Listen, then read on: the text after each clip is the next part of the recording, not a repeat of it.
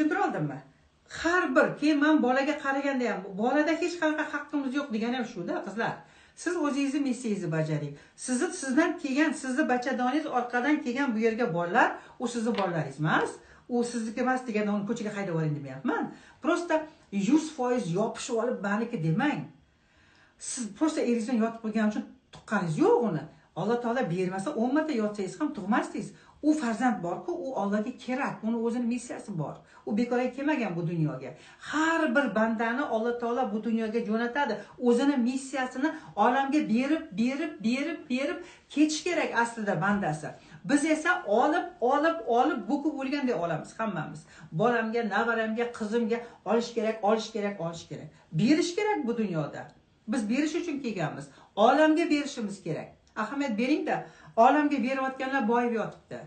Mana uy quryapti, masalan, mana Murat Nazarov, shuni tayinman men. Murat Building a uy quryapti.